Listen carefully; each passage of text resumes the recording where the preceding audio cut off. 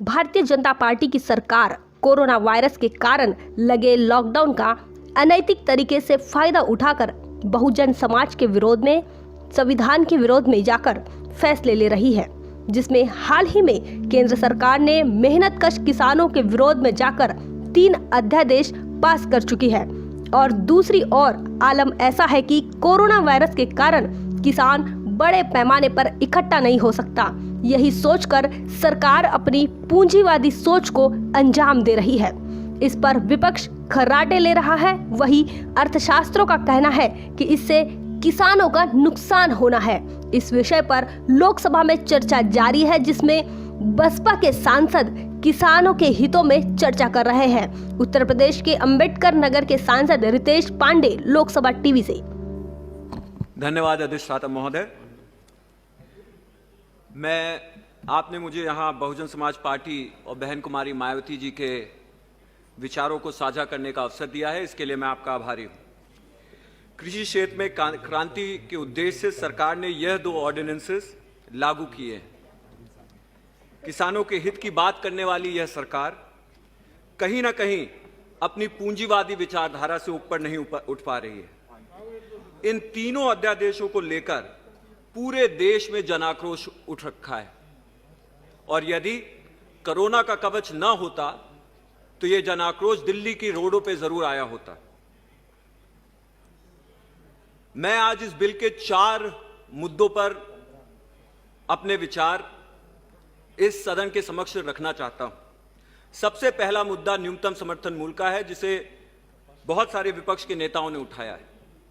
आदरणीय अधिष्ठाता महोदय, इस सरकार का चुनावी वादा रहा है कि किसान की आय को दोगुनी किया जाएगा, और उसी फॉर्मूले से अगर हम चलें तो न्यूनतम समर्थन मूल्य को भी दोगुना होना चाहिए।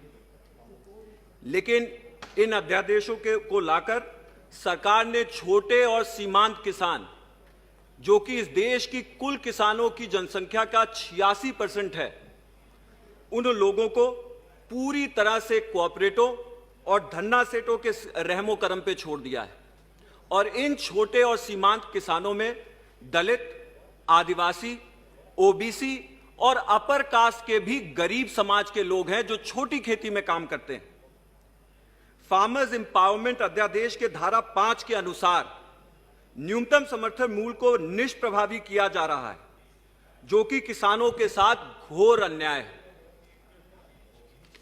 आदरणीय अधिष्ठाता महोदय, एमएसपी किसान के उत्पादन का एक सम्मानजनक न्यूनतम मूल्य स्थापित करता है, और इसी मूल्य के ऊपर किसान और लोगों से मोल तोल करने का काम करता है।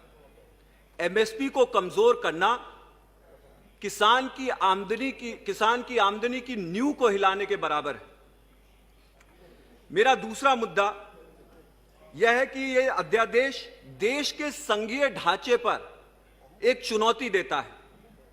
हालांकि स्टेट लिस्ट के प्रवेश 14 के अनुसार कृषि एक राज्य का विषय है। इन अध्यादेशों को लाकर यह साफ होता है कि कंकरेंट लिस्ट के प्रवेश 33 का शोषण करके केंद्र सरकार राज्यों की संप्रभुता को चुनौती दे रही है। फार्मर्स एम्पावरमेंट बिल के धारा 7 और फार्मर्स प्रोड्यूस बिल के धारा 6 एवं धारा 14 के अनुसार राज्य के सभी कायदे कानून इन विधेयकों के सामने निष्क्रिय हो जाते हैं, जो कि राज्य के राजस्व संग्रह के स्रोतों को भी खत्म करता है। अभी एक सदस्य आदरणीय बिट्टू जी बता रहे थे कि किस तरह से एक बड़ा टैक्स का रेवेन्यू जो है वो कम किया जा रहा है। दूसरा, माननीय अध्यक्ष जी, इससे यह लगता है कि अब राज्य सरकारें भी अपने किसानों को धन्ना सेठों के सामने कोई सुरक्षा नहीं दे पाएंगी। मेरा तीसरा बिंदु है कृषि क्षेत्र में विदेशी हस्तक्षेप। 2016 में किसान मित्रों से एक वादा किया गया था कि 2022 में उनकी आय दोगुनी की जाएगी। फिर 4 साल बाद हाल में ही जुलाई 2020 में देश के सर्वोच्च नेतृत्व ने अमेरिकी निवेशकों के सामने को विश्वास दिलाते हुए कहा कि कृषि क्षेत्र में हो रहे ऐतिहासिक बदलाव, अर्थात ये जो 3 ऑर्डिनेंसेस आए हैं, कृषि क्षेत्र के उत्पादन और सप्लाई चेन मैनेजमेंट के लिए असीम अवसर पैदा किए जाएंगे। यहां यह प्रश्न उठता है मान्यवर, आखिर सरकार किसके साथ खड़े दिखना चाहती है? विदेशी उपनिवेशकों के साथ, धन्ना सेठों के साथ, अडानी अंबानी के साथ, या उन किसान मित्रों के साथ जिनकी आय दोगुनी करने का वादा किया गया था? मैं इन मुद्दे पर माननीय कृषि मंत्री से इस पर जरूर स्पष्टीकरण चाहूंगा। यहां यह भी स्पष्ट करना है कि सन 1995 में स्थापित वर्ल्ड ट्रेड ऑर्गेनाइजेशन, जो कि पश्चिमी हितों के लिए, खासकर अमेरिकी हितों के लिए कार्यरत रहती है, निरंतर 25 सालों से भारत पर अपनी किसान समर्थित नीतियों को त्याग करने का दबाव बना रहा है, ताकि पश्चिमी उपनिवेश भारत में आ सके और यहां के गरीब किसानों का फायदा उठा सके। आज ऐसा लगता है कि 25 साल बाद WTO के दबाव के सामने सरकार नतमस्तक हो गई है। सरकार को अपने ही आंकड़ों के अनुसार कॉन्ट्रैक्ट फार्मिंग केवल और केवल नगदी फसलों को प्रोत्साहन देती है, यानी कि कॉन्ट्रैक्ट फार्मिंग कैश क्रॉप को ही प्रोत्साहन देती है। जैसा कि पंजाब में मालटिंग बाले के बारे में है, गुजरात और मध्य प्रदेश में 2 मिनट्स सर, आई फिनिश।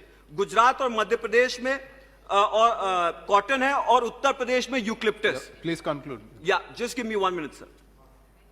नगदी फसलों को कॉन्ट्रैक्ट फार्मिंग द्वारा प्रोत्साहन मिलने से देश की सॉइल क्वालिटी और बायोडाइवर्सिटी पर भी खासा असर पड़ेगा। जैसा कि मेरे क्षेत्र, और इस पर ध्यान दिया जाए अध्यक्ष आदरणीय अधिष्ठाता महोदय, मेरे क्षेत्र अंबेडकर नगर में यूक्लिप्टस की खेती में पाया गया है। यह पेड़ एक तो मिट्टी की उर्वरकता को नष्ट करता है, और एक तरफ पेड़ प्रतिदिन 10 लीटर से अधिक पानी पीता है। तो आप सोचिए माननीय अधिष्ठाता महोदय कि 100 पेड़, I am just finishing sir, may be a minute more, just a minute more. Yeah, I've given you more. Sir, give me a minute more. Just please conclude. Enough, please conclude. So, eucalyptus की खेती इतना ज्यादा पानी P जाता है कि 100 पेड़ 1 ton से ज्यादा पानी पीते हैं।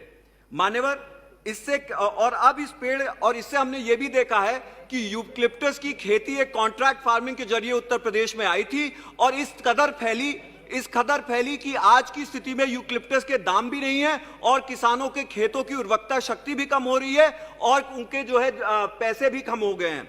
मैं आखिरी में माननीय अध्यक्ष जी, माननीय अधिष्ठाता महोदय, अंत में मैं यही कहना चाहूंगा, बहुजन समाज पार्टी और बहन कुमारी मायावती जी का यह मानना है कि भारत सरकार की नैतिक जिम्मेदारी है कि वह देश के किसानों को धन्ना सेठों से और कॉन्ट्रैक्टरों से सुरक्षित रखे। इसलिए अत्यंत ही जरूरी है कि देश के किसानों द्वारा इन अध्यादेशों के खिलाफ उठाई जा रही आवाज को संज्ञान में लेकर किसानों के हितों में बिलों में बदलाव लाने का काम किया जाए। आखिरकार सरकार को यह नहीं भूलना चाहिए कि अन्नदाता ही सबसे बड़ा मतदाता है। धन्यवाद आदरणीय। यहाँ पर बसपा सांसद ने बताया कि तीनों अध्यादेशों से किसानों के लिए खतरा है और उद्योगपतियों का फायदा है।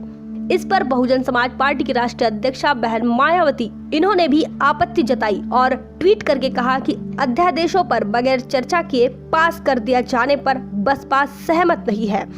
और मोदी सरकार को नसीहत भी उन्होंने दी है कि पूरे कृषि प्रधान देश में किसान क्या चाहता है, इस पर सरकार ने ध्यान देना चाहिए। जैसा कि गौरतलब है कि भाजपा शुरू से ही उद्योगपतियों को खुश करने की मंशा लेकर अन्नदाता को भूखे मारने की साजिश में लगी हुई है। बहुजन विचारधारा को घर घर तक पहुंचाने के लिए हमारे YouTube चैनल को सब्सक्राइब करें, लाइक करें, कमेंट करें, शेयर करें और बेल आइकन की घंटी दबाना ना भूलें।